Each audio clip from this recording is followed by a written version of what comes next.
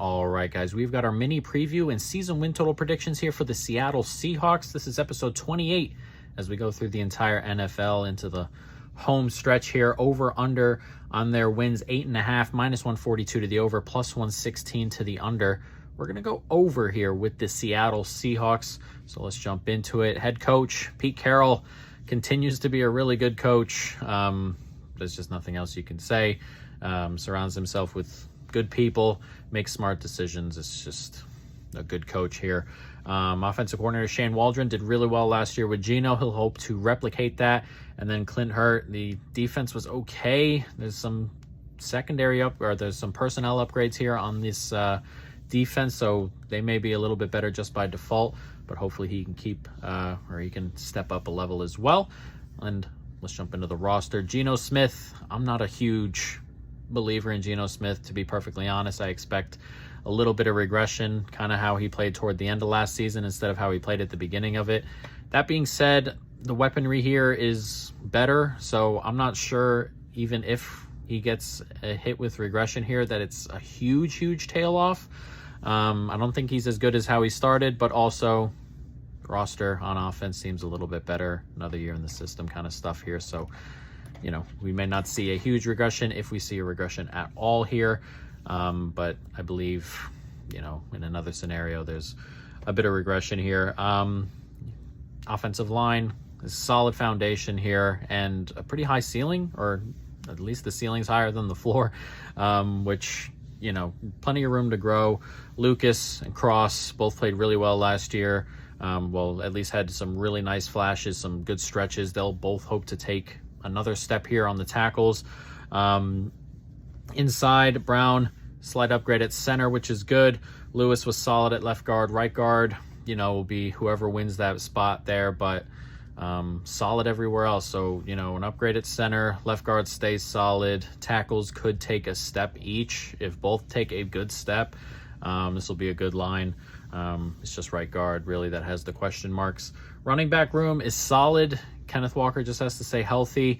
I think he's a touch overrated myself. That being said, it's still very solid. His backup, weird draft pick for me, but he's on the team and he should be a reliable second option, or a decent first option should Kenneth Walker not stay healthy. So there's two good running backs in this room, and it should be a good running attack throughout the year. Wide receiver room, top end is obviously great. DK Metcalf, still great. Tyler Lockett continues to not take hits and stay healthy and be really good. They draft Smith and Jigba as well in the first round. Incredibly shifty, a lot of speed on this front three. Don't love the depth here. So if one of the top three go down, could see a little bit of a drop, or more of a drop than you normally would with one guy going down. But the top three are really good and should help Geno out quite a bit should they stay healthy for this season, which,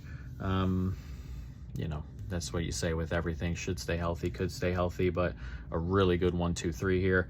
Tight end room, solid. Fant is solid. Disley solid. There's nothing else to really go into depth here. They're both solid, and it's a solid room. Simple as that. Defensive line, it's okay. I don't love it. They bring in Draymond Jones and Jaron Reed on the interior, who should be good options, small upgrades at least. Edge, not too bad either. Nwosu was really good last year. Taylor was good on the other side, 10 sacks. So it's a defensive line that's solid. I don't love it. Don't really like the depth here either. But, there could be a jump here just from playing another year here and bringing those two other guys in and letting the edges go to work a little bit more. If everyone's healthy, I know, but if they stay healthy, it should be a solid line. I worry if one of them goes down, it kind of reverts to a little bit like it was last year. This is not a great scenario depth-wise, and the talent here, as I said, is not top tier as it is, so a drop-off anywhere along the front could be problematic, really. So, that's where we're at there. Linebacker room, solid. Bobby Wagner comes back. He continues to play well. Expect him to shore up that position. Devin Bush and Brooks should be fighting for that other spot. None of them are great in pass coverage, but both are really good run defenders. So it's either or there for me. It doesn't matter. Bobby Wagner, though, continues to play really well, and it should be a top 10-ish linebacker room. So very nice. And then the secondary, I like this secondary. Very solid and filled with talent and a really high ceiling if everyone takes a step and everybody kind of just jumps in okay.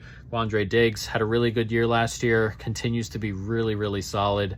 They'll hope Jamal Adams is healthy finally and can slip into that other spot. If not, it's not a great position, but Quandre Diggs is great. Jamal Adams is good when he's on the field and can play in a position that's comfortable for him.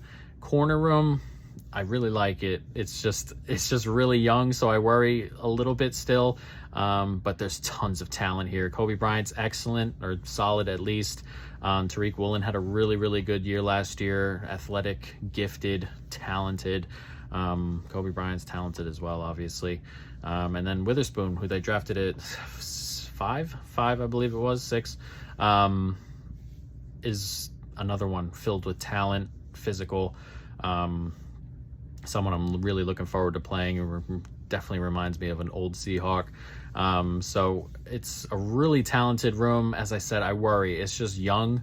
So if, you could have some growing pains here and there. You could have games where it's just not clicking, which is bound to happen with young corners especially. But if everyone takes a step, like Woolen takes a step, Kobe Bryant takes a step, Witherspoon comes in and he's comfortable enough, solid enough, this could be a really, really good secondary. And 2-3 years down the line, this could be a really, really good set of corners, this group. So I really like the secondary. As I said, there's just I worry just about the youth, but talent everywhere there.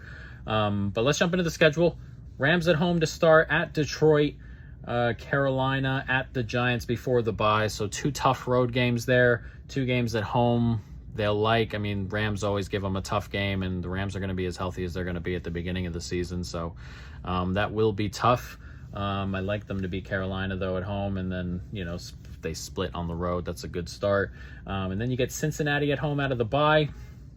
Actually, that might be at Cincinnati. I may have just miswrote that. Cincinnati, Arizona, Cleveland, at Baltimore. So you get 3 from the NFC North with a division game in the middle there. So that's a really, really tough stretch. Probably after that stretch is when you want to buy, perhaps, or buy later on. There's another really tough stretch coming, but they got Washington and the Rams after that. You got to win those games there. And then this is one of the toughest stretches in the league, one of the toughest 4-game stretches. San Francisco at Dallas, at San Francisco, Philadelphia at home. If they went 0-4 there, could you even really blame them? Could you blame the Seahawks here for going 0-4 in this stretch? Probably not. But it's a really tough stretch, and then you end the year at Tennessee, Pitt, and at Arizona. So there are games on this schedule that are the winnable games. You got to win them, you feel like. Last 3, at Tennessee, home to Pitt, at Arizona, you got to win. Got to beat Arizona twice. Washington's in there. You get the Rams twice. Carolina, Detroit, Giants. You got to win these games because there are some really, really tough stretches in here. That being said, I don't expect them to get torched and blown out in too many of these games. There is a level between, let's say, Cincinnati, Baltimore, San Francisco, Dallas, Philly. There's probably a step between them and the Seahawks. That being said, they could hang in certain situations. So I don't expect them to get torched, blown out anywhere. And that's why we're going over 8.5, -142 for the Seattle Seahawks. Tune in tomorrow and we'll have another team.